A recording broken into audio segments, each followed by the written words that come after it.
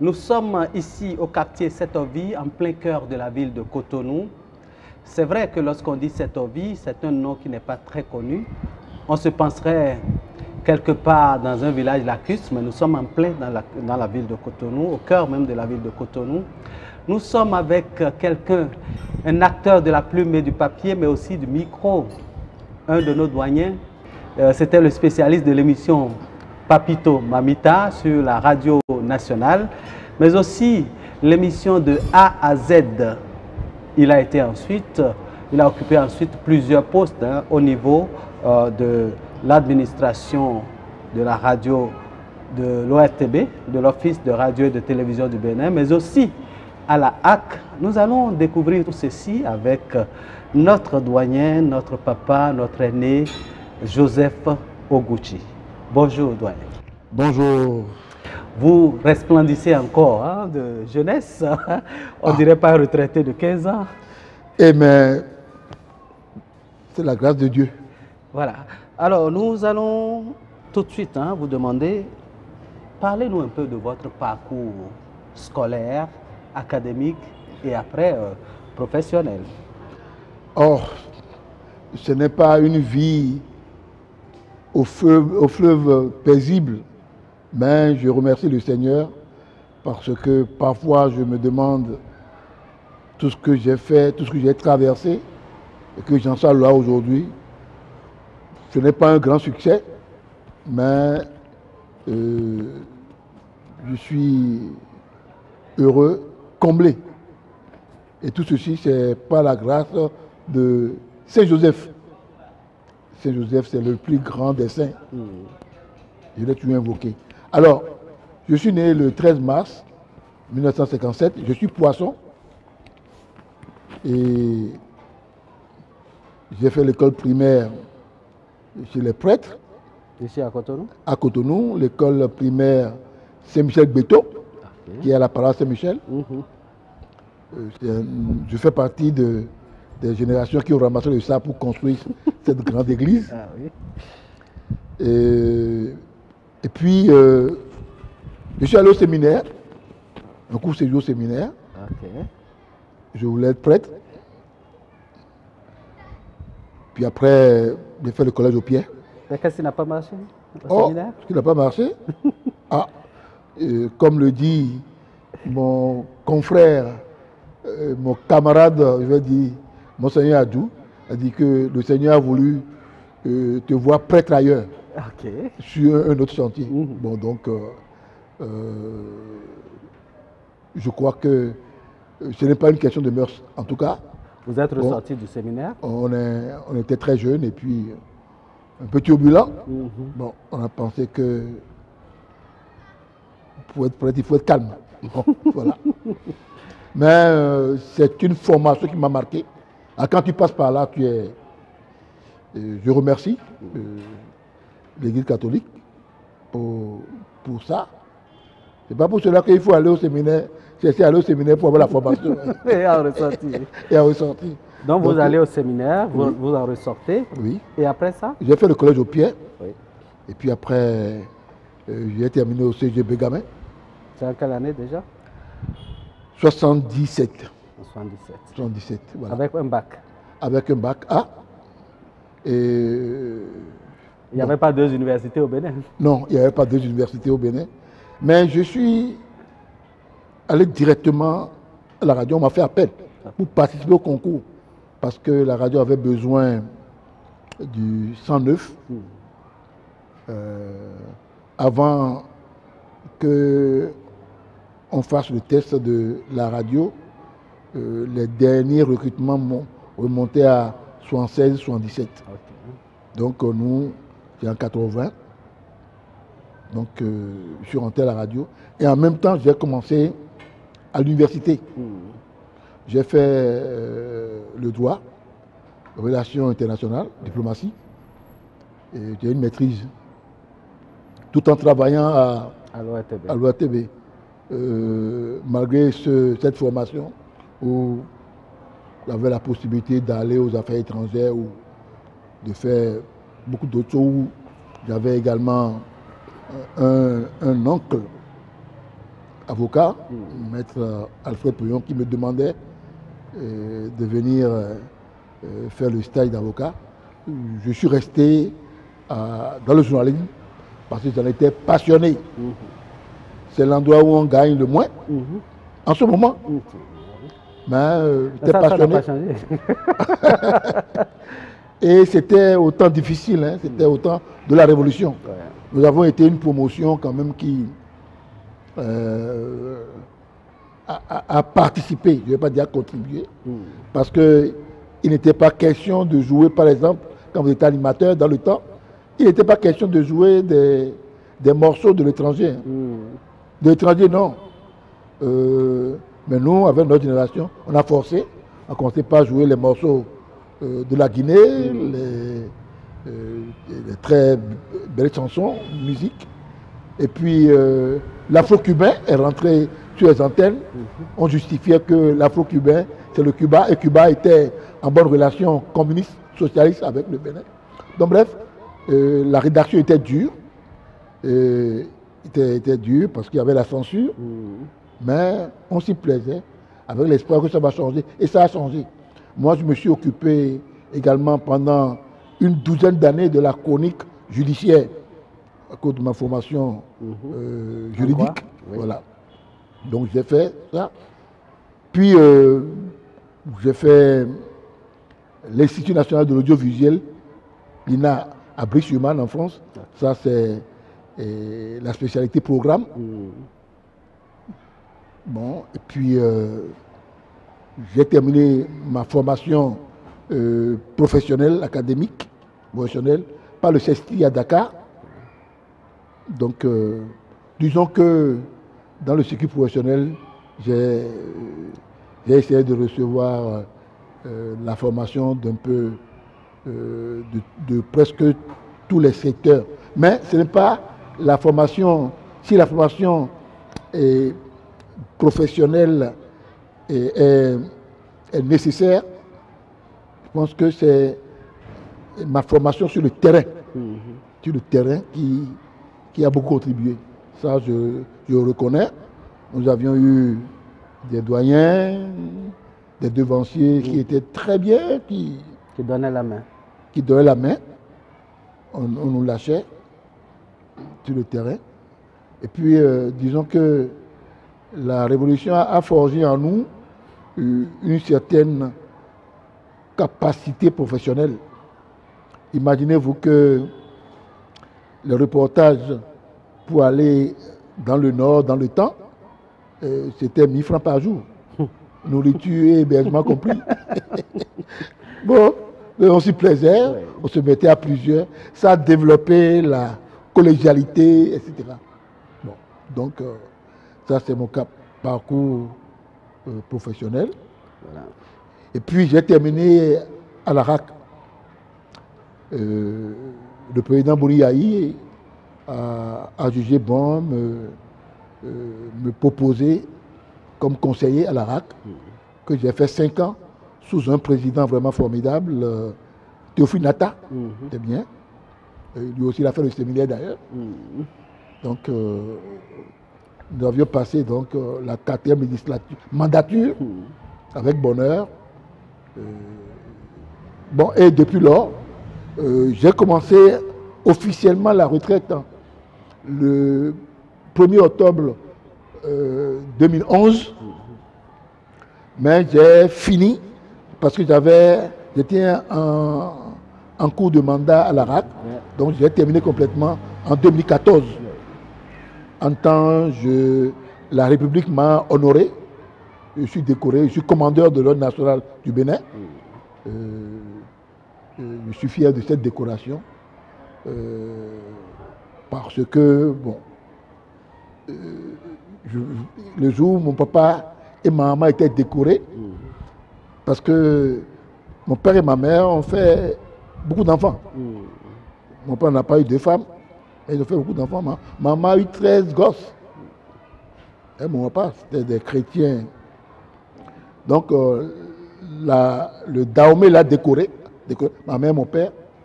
Et j'étais tout petit, c'était en 72, quoi. En 72, le 11 octobre c'est 2 semaines avant le coup d'État de 72. Et j'avais dit, j'avais à ce moment 15 ans, j'ai dit, moi, je vais décorer. C'était M. Fourne qui représentait le grand chancelier Koulibaly, s'appelait. M. Fourne, ça m'a plu. Et voilà, Dieu m'a donné la grâce d'être décoré. Et mon père était officier, mais moi, je suis commandeur. Donc, voilà. Vous êtes allé au-delà. Au-delà, voilà. Donc, bon, c'est des anecdotes qui... Moi, je suis marié, j'ai 3 enfants. Ils sont grands. Je suis grand-père de 3 petits-enfants. 2 filles, 2 petites filles, 1 garçon. Et j'aimerais en avoir plus. Parce que je suis heureux quand, de temps en temps, mes enfants me font le plaisir et la grâce de venir me visiter avec eux. Et je bénis le Seigneur parce que j'ai commencé avec beaucoup de personnes qui ne sont plus de ce monde. Ils sont morts un peu avant la retraite, en début de retraite. Moi, Dieu m'a donné la grâce. 15 ans après, je suis encore là. J'ai les petits-enfants. Bon, je n'ai pas les sous, mais Vous êtes heureux. Je suis heureux, je suis heureux. Je vais au champ. Parce qu'en temps, j'ai voulu être jardinier. J'aime beaucoup faire les fleurs. Et mon passage au séminaire aussi a renforcé cet amour. Parce qu'on allait au champ, on allait cultiver les fleurs, les taillait. Bon, vraiment, pour faire décorer l'hôtel, etc. Donc ça m'est resté. Et quand ils sont dit que je voulais être jardinier, mon père, vous savez que nos parents intellectuels du moment, c'est aller à l'école, c'est être fonctionnaire. Et je me suis même inscrit dans une école, les Doigts Verts en France, quand j'étais à l'INA. Bon, mais ma mère disait, Anna Wazobin est retraite. Elle y tenait. Elle y tenait. Et elle a bien fait. Elle a bien fait. J'ai eu des parents formidables. Hein. J'ai eu des parents formidables. Mon père était très sévère, mais papa poule. Ma maman, vraiment, elle a donné du temps à ses enfants. Nous étions, j'ai dit que ma maman a donné 13 gosses à mon père, mais beaucoup sont morts, 4 sont morts pendant qu'il était enfant. Donc, nous sommes 9 vivants aujourd'hui. Et je bénis le Seigneur, nous sommes 9, 5 filles et 4 garçons. Nous sommes tous vivants. Bien que papa soit parti un peu tôt, à 77 ans, en 92. Ça fait... À 117 ans, vous trouvez que c'était tôt? Ouais. On aimerait le voir plus longtemps. Ah, plus longtemps, ouais, pour bénéficier, parce qu'il a beaucoup souffert. Hein. Ouais. C'est des gens qui ne gagnaient pas beaucoup, mais qui... se consacraient. Et nous avions fait, mes soeurs et moi, les plus beaux collèges. Vous savez, chez les prêtres et les soeurs, ce n'est pas donné. Bien sûr. Mais ils mettaient les moyens. Donc, ils ont réussi. Avec peu, ils ont fait de grandes choses. Me voici. Voilà, Joseph Okudji, monsieur Oncle Joe, comme on l'appelait sur la chaîne nationale. D'où vous est venu ce sobriquet? Voilà. J'ai un oncle, paix à son âme. Il s'appelle François Ayaï. Quand j'étais au collège, je portais un nom qui est resté aujourd'hui. Hein. On m'appelait Anyway. Parce que les gens n'ont pas compris ce qu'il y a aujourd'hui. Certains ont compris. À qui j'ai expliqué. Parce que chaque fois que je voulais parler anglais pendant les exposés, comme certains disent naturellement, moi je disais Anyway. Alors, c'est boutique. Alors, dès que je prends la parole, oh, il va dire Anyway. Et donc, on ne peut pas m'appeler Anyway. Et comme j'étais impresario, animateur, donc le nom est allé loin, loin, loin, très loin. Mais un des doyens, est-ce que c'est de bonne foi ou de mauvaise foi? Vous savez, hein, on rencontre un peu de tout. Hein. M'a dit, en tout cas, on ne veut pas ce nom sur les antennes. Hein. Et puis j'en ai parlé à mon oncle, qui avait l'habitude de m'appeler Oncle Joe, Oncle Joe. Et puis, c'est comme ça que... Et tu fais, pourquoi pas celui-là? Voilà, pourquoi pas Oncle Joe. Oncle Joe, c'est beau. C'est comme un Américain. Donc, c'est comme ça que j'ai adopté le nom. Qui a pris? C'est allé très loin. Ah oui, très loin, très loin, très loin. Alors, donc, vous montez à l'antenne. Dans votre passage hein, d'animateur à la radio, quels sont les moments qui vous ont le plus marqué? Ah, j'ai fait une bonne partie de ma carrière à l'animation, de 81 à 90, 88, disons. Et c'était sous la Révolution. Et vous n'aviez pas la liberté d'évoluer dans le choix discographique, alors que nous, on allait en boîte, on connaissait le hit parade, etc. Et chaque fois quand vous arrivez, ce n'est que ces chansons qu'il fallait jouer à l'époque. Donc, on a eu du mal, parce que quand on sort, d'autres nous disent, on pensait qu'avec votre arrivée, quelque chose allait changer, mais progressivement. Et quelque chose m'a marqué. J'ai joué, il y avait un beau morceau de Jonas Pedro, qui est un chanteur irremplaçable comme J.E. Viquet. Il avait chanté quelque chose sur le Sorabi. Bon, chef des gars, non, nous. Bon. Alors, j'ai joué ça. Et le ministre. C'était vraiment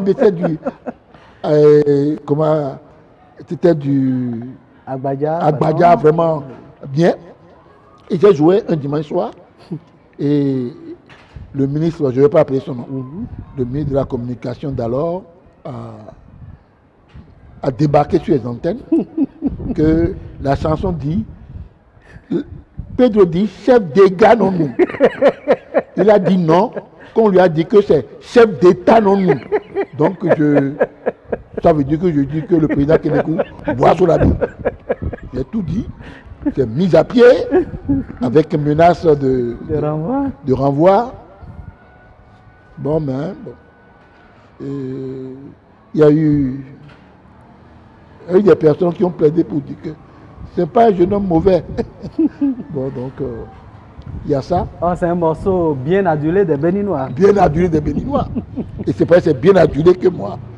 J'ai osé parce que le jour-là, quand je jouais, mon technicien a dit que c'est interdit. J'ai dit quoi c'est interdit? Il faut jouer, il n'y a rien. Même moi ça. Le régisseur s'est levé, il a dit non, il ne faut pas. Bon, je me suis entêté. Aujourd'hui, je ne ferai pas ça. Ouais. Bon, parce qu'il faut respecter l'autorité. Mais ça fait partie aussi quand même hein, du métier. Du métier, voilà. Donc, j'ai eu. C'est la seule fois que durant toute ma carrière, depuis les 30 ans, j'ai eu une sanction. Ben, j'ai été marqué par une émission que j'ai créée, que j'ai animée à la télévision de A à Z, à l'image des chiffres et des lettres, qui a connu un grand succès. Beaucoup de succès, oui. Beaucoup de succès. Ça a amélioré nous notre français. Merci beaucoup.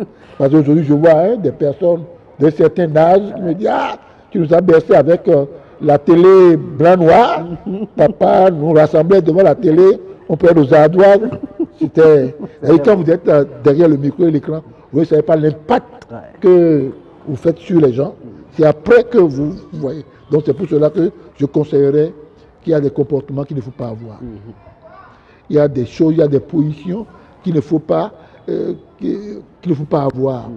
Il faut être convaincu de ce qu'on fait et convaincu qu'on apporte quelque chose.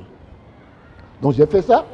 J'ai également animé le reportage judiciaire où j'ai couvert beaucoup de procès Cissé, des gendarmes qui ont fait braquage et qu'on a exécuté.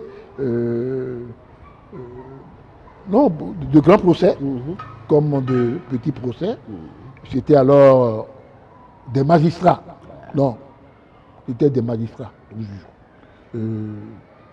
qui étaient vraiment indépendants et libres des décisions qu'ils rendaient.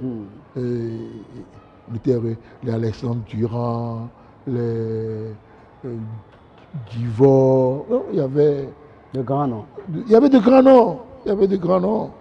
Monsieur Jean-Baptiste, c'est des gens qui disaient le droit. Il y en a qui viennent et qui découvrent que le dossier est vide et ils refusent de requérir. J'ai assisté à ça. Et pas n'importe quel dossier dans le temps. Ils résistaient. Résistaient. Oui, parce qu'il y avait quand même, quoi qu'on dise, il y a toute la pression politique sur les gens. Mais c'est des magistrats. Je salue la mémoire de ceux qui ne sont pas là et je m'incline devant ceux qui sont encore vivants. Et puis après, j'ai créé l'émission Papito Mamita. Ah oui. Ah oui. Là, l'émission des sexagénaires, des octogénaires, des nonagénaires. Effectivement. Je ne savais pas que moi-même j'allais tomber là-dedans. En fait, cette émission est partie d'une habitude que mon papa avait. Mon papa était à la retraite et il avait 3 postes radio. Et il y avait un manguier devant notre portail où on habitait vers Assemblée de Dieu, dans le vent de la station. Il avait un grand manguier et les après-midi, il se mettait sous l'arbre. Il avait un poste radio avec lui. Il écoutait. Quand il va à la douche, il a un poste radio au chevet de son lit. Il a un poste, c'est le poste transistor. Il avait un grand poste radio au salon. Alors un jour, là il était au portail et la radio parlait une langue qu'il ne comprenait pas. En réalité, c'était une langue du Nord. Ne s'attend pas qu'un jour j'allais partir me marier là-bas. J'ai dit, mais papa, ce qu'on dit là, tu ne comprends rien, pourquoi tu gaspilles du courant ou tes piles. Il m'a dit, toi, combien de fois tu viens ici? Ça là, c'est à côté de moi. Jusqu'à minuit, en ce moment, la radio arrêtait à minuit avec moi. Même si je ne comprends pas, je sens qu'il y a quelqu'un près de moi. Alors, ça fait tic dans ma tête. J'ai dit, ah, donc les personnes âgées ont besoin de la compagnie à travers la radio et des programmes qui les intéressent. Et c'est comme ça que j'ai créé Papito Mamita. Oh là là! Grande audience. Oh, grande audience. Que ça a pris. Imaginez-vous que des veuves se sont mariées à des veuves ils ont créé l'association. De Mamita. Il faut voir les personnes âgées se faire la cour et les vieilles qui viennent me dire, Oncle Joe, donne papa, on va dormir. Non, c'était bien. Ça a réveillé quelque chose. Ça a réveillé. On faisait des pique-niques, des sorties. Bien sûr. On allait. C'était vraiment bien. C'était vraiment bien. Donc, Papito Mamita, c'était sur la radio Atlantique FM. Bien sûr. Dont on m'a confié la gestion. Ouais. Bon. Donc, ces moments-là m'ont marqué. Puis, mon passage comme directeur des relations publiques aussi. Moi, je suis un homme de contact. Bien sûr. On négociait, etc. Vous avez d'ailleurs, dans votre parcours, fait les relations internationales. C'est Voilà. d'abord public avant d'être international. International, voilà. Et puis, j'ai été chef des programmes à la télévision. Oui. Donc,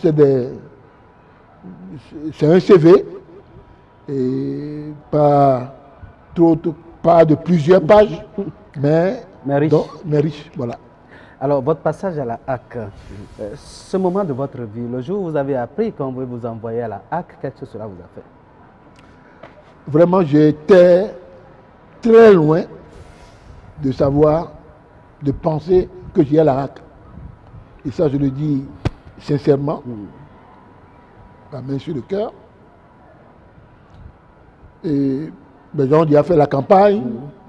C'est beaucoup d'argent. Hein. Beaucoup d'argent, oui. Il faut avoir des mécènes derrière. Hein. Oui. Et puis, je dis, mais... En fait, je n'ai pas pensé. Quand un dimanche soir, un ami m'appelle et me dit, qu'est-ce que ça te dirait d'aller à la HAC? J'ai dit, mais ils ont fini les élections. Il dit, qu'est-ce que ça te dirait d'aller à la HAC? Est-ce que tu es intéressé? J'ai dit, mais pourquoi? Comme c'est dans la profession, ça ne me gêne pas. Et je lui dis, mais c'est quoi? Il dit, bon, mais si on te propose, tu ne refuserais pas. J'ai dit non. Mais je ne le croyais pas.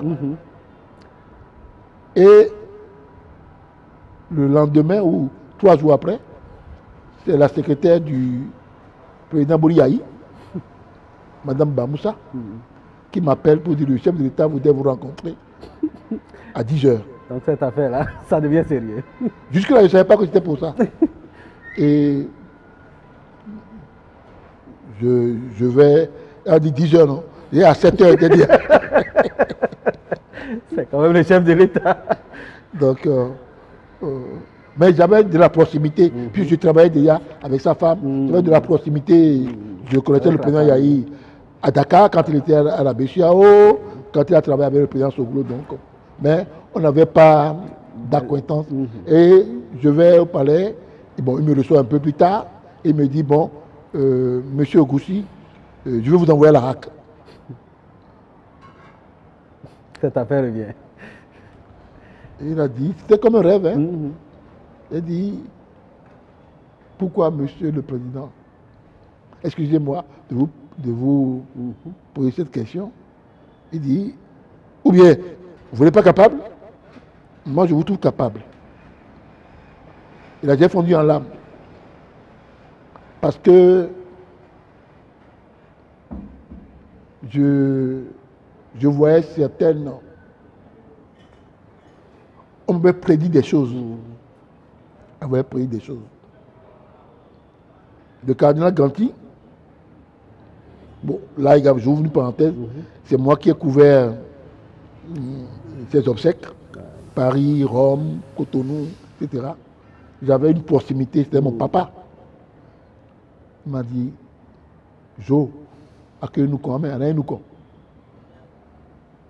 Allez-nous quand au monde. Il m'a toujours dit ça quand... Ça avait l'air de quelque chose de banal. Et il appréciait mes reportages que je faisais sur l'église, pèlerinage, etc. Il est mort en 2008, mai 2008, et puis juillet 2009. On vous appelle. On m'a pas. Donc je dis que d'ailleurs il est en voie d'être canonisé. Ouais. Donc il était déjà saint. Donc il a intercédé pour moi. Donc c'est comme ça. J'ai pensé à beaucoup de choses, et surtout les papitos mamita. Il m'appréciait tellement. Ouais. Et comme on dit, il me bénissait. Et non au d'ennemi. Donc c'est quelque chose que je n'ai pas cherché. Je n'ai pas négocié. C'est venu à vous. C'est venu à moi. Et je remercie le président Boliaï pour m'avoir distingué, pour m'avoir offert cette expérience. Voilà. Alors, cette expérience de la HAC, qu'est-ce que ça vous a fait? Oh, ça m'a fait beaucoup de choses. Ça m'a permis de connaître mieux le métier. Ça m'a permis de connaître mes confrères. Parce que tout venait vers nous. Hein. Tout venait vers nous. Chose de bien comme de moins bien. De moins bien. Et ça, disons, aiguisé en moi la fierté que je n'ai pas mal choisi mon métier. Parce que de tout ce qu'on étudiait, les plaintes qui arrivaient, les décisions qu'on prenait, etc., montrait l'importance de ce métier qu'il fallait encadrer, réguler, parce que les gens s'en servent pour faire n'importe quoi. Donc, j'ai eu un passage, ça m'a permis également de découvrir certains horizons. Si c'est à recommencer, je recommencerai. Mais comme c'est l'une ne sera de sa vie, c'est comme ça là. Non, c'est plus comme ça aujourd'hui. Ça a été modifié. Ça a été modifié. Donc c'était bien. Et puis j'ai travaillé avec des collègues. Hein. La plupart des conseillers, vraiment, c'était convivial. On a eu un président sage. Théophile Nata. Vraiment, Théophile Nata. Donc c'était bien. J'ai passé 5 ans avec enrichi de cette expérience. Alors si vous étiez donné de donner des conseils à des jeunes aujourd'hui qui embrassent ce métier de journalisme, qu'est-ce que vous leur direz? D'abord, on ne prend pas ce métier pour faire des règlements de compte. Et c'est ce qu'on voit aujourd'hui. Ou du mercantilisme. Mercantilisme, voilà. Beaucoup y vont, parce qu'on trouve qu'il y a de l'argent. Et quand ils viennent, ils voient que, effectivement, en pratiquant le métier, dans les règles là, non, il n'y a pas. Donc, d'où ils sont désabusés. Oui, d'où on est à toutes les chapelles. On est inconstant. Je leur conseillerais il faut aimer ce métier pour aller. Il faut aimer la vérité pour faire ce métier. Moi, ma formation, mon éducation chrétienne, catholique, romaine, m'a beaucoup forgé et m'a beaucoup aidé à pratiquer ce métier. Faites ce métier avec beaucoup de charité. Faites ce métier dans le sens du développement, pas pour détruire. À quelque part où il y a le mal, dites-le, en ayant les preuves. Mais s'il n'y a pas les preuves que vous êtes convaincu, dites-le, on peut vous jeter en prison. Vous aurez souffert pour votre conviction. Aux jeunes, on ne va pas au journalisme pour devenir riche, même si certains le deviennent. On va au journalisme pour enrichir le pays, ou enrichir les autres, par la qualité de vos articles, la qualité de vos émissions, par votre sens de la vérité. Surtout que la vérité n'est pas linéaire. La vérité d'aujourd'hui peut devenir le mensonge de demain, mais il faut que ça soit vraiment une vraie vérité. Excusez-moi cette répétition. Alors, vous êtes aujourd'hui à la retraite, vous aimez les choses qui ont trait à l'agriculture. Vous nous avez montré de très jolies tomates tout à l'heure à l'arrivée. Dites-nous, parlez-nous un peu de cet aspect-là, des animaux et des plantes. Vraiment, je dis souvent que on dit que la terre ne ment pas, mais elle prend du temps à dire la vérité. Elle prend du temps à dire la vérité, surtout au Bénin où vous n'avez pas la qualité des ouvriers qu'il faut. Le matériel nécessaire. Le vol.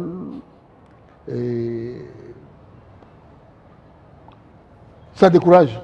Bon, heureusement que c'est une passion pour moi. J'y ai mis toutes mes maigres économies. Heureusement que les enfants ont terminé. Je n'ai pas d'enfants que j'amène encore au collège ou ou à l'école primaire. Mais c'est passionnant. Ouais. C'est passionnant. J'ai fait beaucoup de choses. Hein. Le lapin, les dindons. À un moment donné, les dindons étaient, les chiens du champ étaient nombreux, si bien que quand un étranger arrive, il vous pourchassait. Et puis tu entends gem, gem, c'était vraiment bien. Je fais des œufs, j'ai fait du maïs, je continue De faire le maïs. faire le maïs. Je fais un peu de tout. Je ne faisais pas de l'agriculture commerciale, mais je faisais cela pour ma passion, pour... C'est plaisir. Et c'est au moment où je m'apprêtais à raccrocher que mon fils, il est ingénieur agronome, il est rentré du Canada, et puis en plus de l'agronomie, il a fait la qualité, donc il a pris le relais. Il a pris le relais et je suis devenu son ouvrier. Bon, donc il a pris le relais, il produit des produits bio, des tomates, de belles tomates, des tomates qu'on peut laisser hors du frigo pendant 3 semaines. Je vais vous montrer tout à l'heure, pendant 3 semaines, si vous voulez bien voir, qui ne pourrit pas. Hein. Et pourtant c'est bio. Bio. C'est sans engrais, c'est fait sous serre. Donc, rien qu'à regarder ces tomates. La beauté de ces tomates. Parfois, j'ai bien envie de manger des salades, mais j'ai du mal à les découper. Donc, je suis au champ. Je suis au champ. C'est un milieu passionnant. Je découvre des personnes d'une autre condition sociale. Ça me permet également de faire beaucoup de bien, enfin, d'essayer d'aider les autres, de la main aux autres. Moi, mon champ n'est pas loin, hein, c'est à Ouidah. Okay. Comme on dit, le criminel retourne sur les lieux du crime. Je suis mitoyen au grand séminaire. Ouais. Donc vous êtes juste à côté. Je suis à côté. Donc c'est ça. Donc c'est mon occupation de maintenant. Mais il y a aussi la production du miel. Ah oui. Je reçois du miel, je produis un peu, mais je reçois également d'un monastère. Okay. Puis je fais le traitement. Donc je fais le miel. Et quoi encore? Ah, les fleurs. Votre passion de jeunesse. De jeunesse.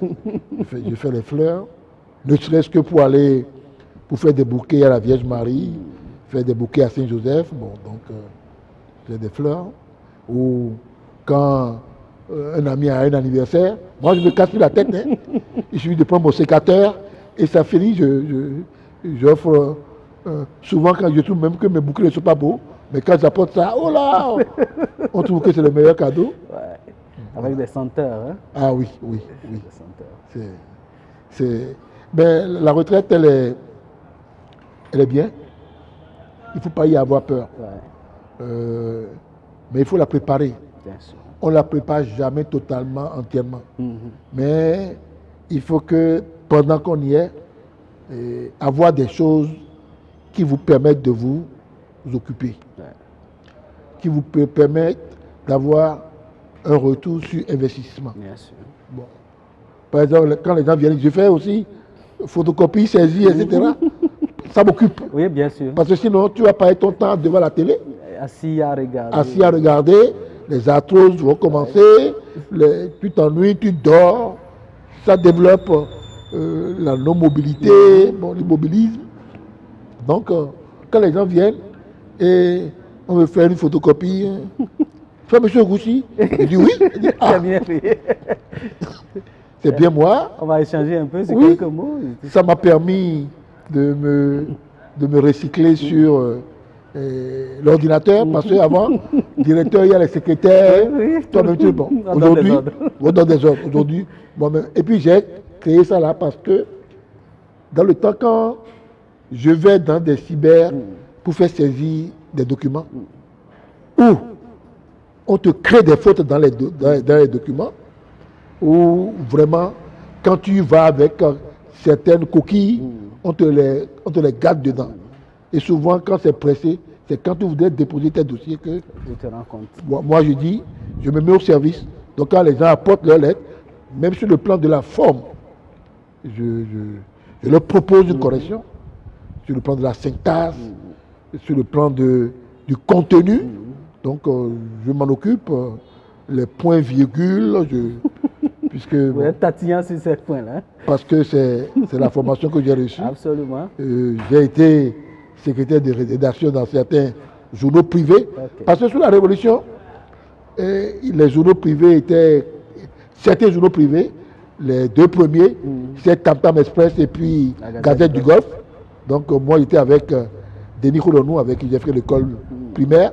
Donc j'écrivais quelques articles, donc je corrigeais les articles que les gens apportaient. Donc tout ça là m'a permis, et puis la lecture, dire aux journalistes de lire, de beaucoup lire. Beaucoup lire. Les messages sur Internet ne suffisent pas. Il faut lire. Il faut lire. Donc, parce que ça enrichit. Donc, maintenant, avec la retraite, je dirais comme l'autre, j'avais du retard en lecture que je suis en train de Rattraper. rattraper. Alors, vous êtes beaucoup actif au niveau de l'archevêché. Là, j'ai interrogé l'intelligence artificielle qui m'a dit, oui, Joseph Okuchi, il a occupé aussi, une partie de son temps est consacrée aux affaires de l'Église. Parlez-nous un peu de cet aspect-là. Ah oui, ça, et c'est là où je vois la prophétie de Monseigneur Adjou. Ah, ok, d'accord. tu seras prêtre sur notre... Oui. Non, je suis passionné de travailler pour Jésus, non pas pour les hommes, mais non pas pour le clergé, mais je suis heureux de contribuer, de participer à l'avènement du salut de Jésus. Je n'ai pas beaucoup de moyens à apporter, moyens matériels à apporter à l'Église, mais j'ai ma force, j'ai voilà, et j'ai ma disponibilité. Donc je me consacre, je travaille avec l'archevêché, déjà avec ma paroisse.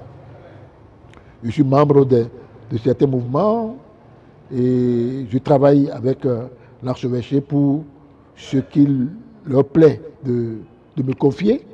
Donc je le fais.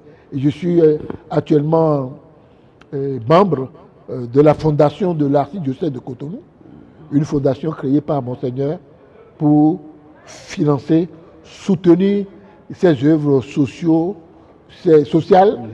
ses œuvres pastorales, parce que l'Église fait beaucoup dans le social. Donc il faut les moyens. Les centres de santé, et les écoles, la Caritas, aider les personnes âgées, ceux qui n'ont pas les moyens. Donc nous travaillons à cela, mobiliser les fonds. Je suis le conseiller chargé des relations publiques dans cette fondation. Et d'ailleurs, nous sommes dans la période de mobilisation des fonds. Donc, bon, quand je suis associé, je ne dis pas non, parce que c'est maintenant Dieu m'a gardé, c'est maintenant que je lui retourne cette reconnaissance. Et avec certains collègues anciens, techniciens, ingénieurs, journalistes, et des programmes, l'Église nous a associés pour la création de Lumen Christi TV, qui est aujourd'hui une réalité, et nous en sommes fiers. Beaucoup de collègues, pas des moindres, nous avons travaillé ensemble. Donc je suis très actif au niveau de l'Église pour préparer demain. Who knows tomorrow?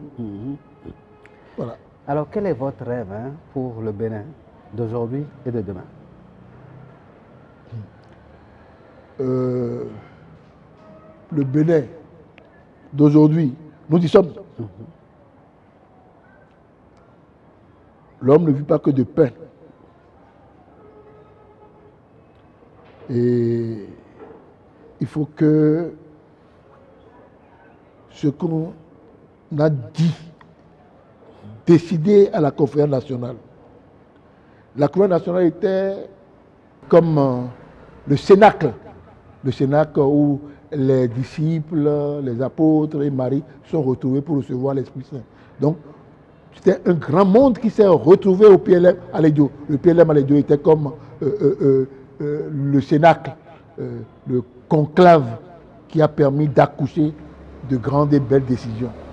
Toutes les personnes de toutes tendances confondues, l'Église, les musulmans, les protestants, les politiciens, tout ce monde-là, dirigé par Monseigneur de Souza, ça veut dire que l'Esprit Saint était là et a inspiré pour le Bénin de demain, qui avait bien commencé, qui a commencé, et qui continue sur certains aspects. J'aurais voulu que l'on se réfère à cette décision, quitte à les actualiser, mais ce que je rêve pour mon Bénin, c'est l'application des décisions de la conférence nationale. Que nul ne cherche à les remettre en cause de façon fantaisiste ou de façon égoïste. Et que s'il y avait des choses, parce qu'on n'a pas pensé à tout, mais il faudrait que chaque fois qu'il y a des points à revoir, que ce soit sur la base du consensus. Le Bénin est un pays beau. Il faut sortir, bon ça depuis le moment que moi je ne sors plus, mais il faut sortir pour savoir que nous venons d'un bon pays, d'un beau pays. Déjà on nous appelait, bon c'est vrai même si on a coupé la partie quartier latin, on était intellectuel, mais c'est le quartier des intellectuels, mais qui se donnaient des coups de griffe. C'est un beau pays. Et avec la conférence nationale, nous avons démontré notre capacité. Le Bénin n'a pas du pétrole. Le Bénin n'a pas d'or. Mais le Bénin a beaucoup d'autres ressources qui doivent faire de lui une terre où va couler le lait et le miel. En abondance. En abondance pour nos enfants. Et c'est notre devoir aujourd'hui.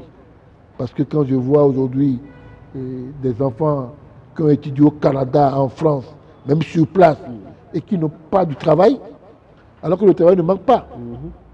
Ça ne manque pas. Mais les jeunes aussi ne veulent pas créer. Il faut les envoyer il faut que la formation permette aux jeunes. La plupart des jeunes qu'on a envoyés dans les systèmes anglophones, au Ghana, au Nigeria, au Kenya, quand ils reviennent avec les diplômes, ils ont quelque chose qu'ils font à côté. Même quand ils n'ont pas de travail, ils créent. Donc le système, il faudrait qu'on copie le système anglophone pour que nos jeunes, on développe en nos jeunes leur capacité, leur talent. Et c'est ce que je rêve de mon pays, que le Bénin soit moins politique, mais qui ne soit pas également trop économique, que le Bénin soit un pays social, et que la politique et l'économie soutiennent le côté social. Si l'économie et la politique sont éclairées par le social, tout ira bien. Nous n'avons rien à envier aux autres. Le bien, c'est à nous. Le mal, c'est à nous.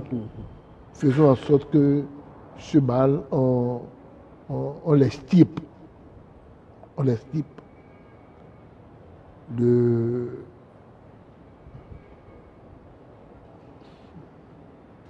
On ne dit pas tout. Voilà. Cette entrevue tire à sa fin. On vous aura compris, hein, d'ailleurs, on vous aura compris. Cette entrevue tire à sa fin. Votre mot de fin. Ben voilà, je suis en train de découvrir une chaîne de télévision dont je recevais il y a quelques éléments. D'abord, je vous remercie de m'avoir identifié, d'être venu à moi. Et quand j'ai échangé sur la ligne éditoriale de votre média, je suis très heureux de comprendre que vous voulez éduquer les jeunes, vous voulez montrer aux jeunes que on peut être heureux et bien autrement, pas forcément en politique, pas forcément en politique. Et je souhaite que votre objectif soit atteint et que beaucoup d'autres suivent vos pas. Suivent vos pas. C'est Jean-Pierre qui a parlé de tresser des cordes. Je suis un ancien, vous ne m'avez pas oublié, et je crois que vous faites bien d'aller vers les anciens pour que leur parole soit lumière pour ceux qui sont devant. Voilà, mesdames et messieurs, vous avez compris, c'était à l'instant. Hein? Oncle Joe, monsieur Joseph Oguchi, des gens qui nous ont dévancés dans le métier, qui nous ont bercé notre enfance hein, dans ce pays et qui ont d'ailleurs marqué beaucoup d'esprit à travers les ondes. C'était un ancien de l'ORTB, il a gravi tous les échelons pratiquement dans le métier. Il a occupé d'importants postes et aujourd'hui, il vit paisiblement sa retraite ici, à Setovi, en plein cœur de la ville de Cotonou. Merci de nous avoir reçus chez vous. Et on vous promet, gardez la flamme toujours allumée pour que l'avenir de ce pays soit meilleur, pour que ce pays soit un pays où coule le lait et le miel en abondance pour chacun et pour tous. Merci à vous de nous avoir suivis et à la prochaine.